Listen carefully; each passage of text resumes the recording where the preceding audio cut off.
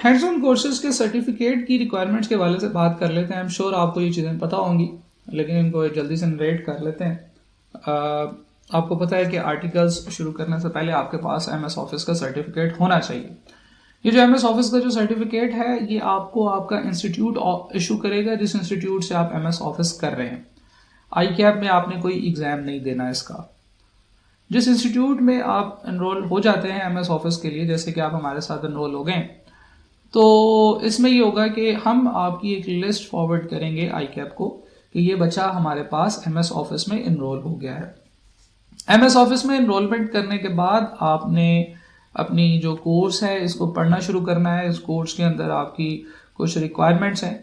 ये 4 रिक्वायरमेंट्स हैं। Requirement number A ये है कि आपने अपना पीरियोडिक फीडबैक सबमिट करना है। This is just a simple MCQ based form जिसको आपने फिल करना है। सेकंड इसके आपने जो हमारे टेस्ट होंगे इन टेस्ट के अंदर 70% से ज़्यादा मार्क्स हासिल करने हैं। 70% या उससे ज़्यादा, मिनिमम 70% मार्क्स हासिल करने हैं। अगर आप 70% मार्क्स हासिल ना कर सके तो आपको सर्टिफिकेट इशू करने की इजाज़त नहीं है इंस्टीट्यूट को आईकैप की तरफ से।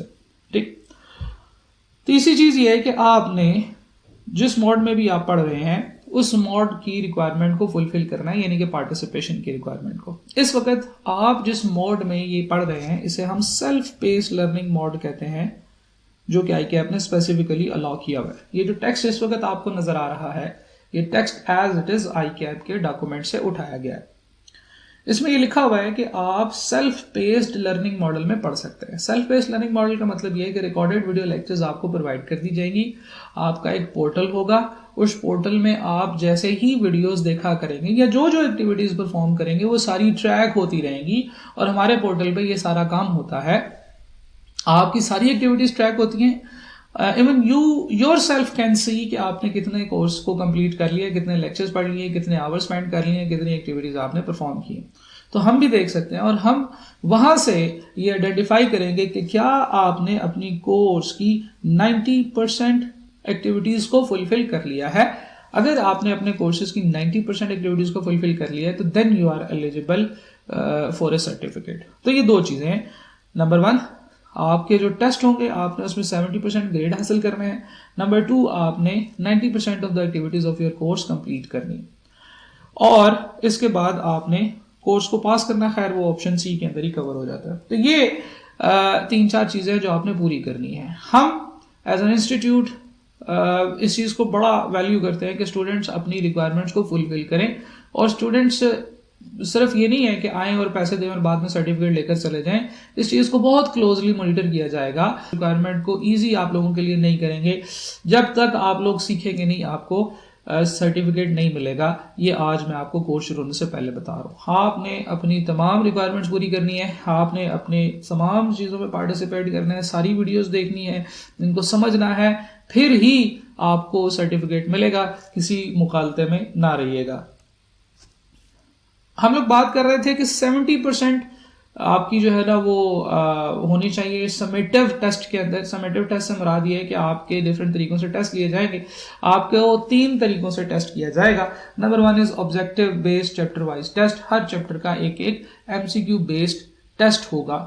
उस टेस्ट में आपने पार्टिसिपेट करना है, पास करना है। दूसरा, हैंड्स ऑन प्रैक्टिस, यानी कि मैं आपको अपने लैपटॉप पे कुछ फाइल्स दिखाऊंगा कि यार this is the final output, ऐसी फॉर्मेटिंग चाहिए, ऐसा मुझे जो है ना वो फॉर्मूले लगे होने चाहिए, इस तरह से करके देना है आपने और फिर आपने वो खुद बना के मुझे वो फाइनल फाइल मेरे साथ शेयर करनी होगी और मैं फिर उसको चेक करूंगा कि आपने कैसा काम किया है। और third and the last and most important is final mock. उनकी इन तीनों एक्टिविटीज के अंदर जितने जितने मार्क्स होंगे आप लोगों के, उनको इस वेटेज से मल्टीप्लाई करके आपकी टोटल 70% वेटेज के बारे में आइडेंटिफाई किया जाएगा। यानी कि आपने टोटल 70% स्कोर हासिल करना है। आपके जो MCQ बेस्ड टेस्ट हैं उसमें भी आपने पार्टिसिपेशन करनी है, हैंड्स ऑन प्रैक्टिस में भी पार्टिसिपेशन करनी है और फाइनल मॉक में भी पार्टिसिपेशन करनी है। इसके बाद ही आपको सर्टिफिकेट इशू किया जाएगा। टाइम ड्यूरेशन की बात कर लेते हैं। हैंड्स ऑन कोर्स आईकैप की रिक्वायरमेंट ये है कि एक वीक में मैक्सिमम 8 आवर से ज़्यादा ना हो और दूसरा ये है कि आपको 3 महीनों से पहले आप लोगों की ये जो क्लासेस हैं ये कंप्लीट नहीं हो सकती। ठीक है, यानी कि जब आप रजिस्टर कराएंगे उसके 3 महीनों तक आपने ये कोर्स पढ़ना है। ऐसा नहीं है कि आप रजिस्टर करें और उसके बाद आप 1 महीने में सारी वीडियो सारे लेक्चर्स देख लें और फिर 1 महीने के बाद आके आप कहें कि जी मैंने तो सारी लेक्चर्स देख ली है, मुझसे जो मर्जी करा लें, मुझे ये चीज़ भी आती है, मुझे वो चीज़ भी आती है, मुझे सर्टिफिकेट दे दें। तो इस तरह से नहीं होगा, आपको सर्टिफिकेट नहीं इशू किया जाएगा, क्योंकि सर्टिफिकेट आपके कोर्स में एनरोलमेंट के 3 महीनों के बाद आपको मिलेगा और उसके अलावा वो बाकी रिक्वायरमेंट्स भी आपने फुलफिल करनी है जो कि हमने डिस्कस की है। ठीक है, तो ये कुछ टेक्निकल इन्फॉर्मेशन थी जो मैंने आपके साथ शेयर करनी थी। Thank you.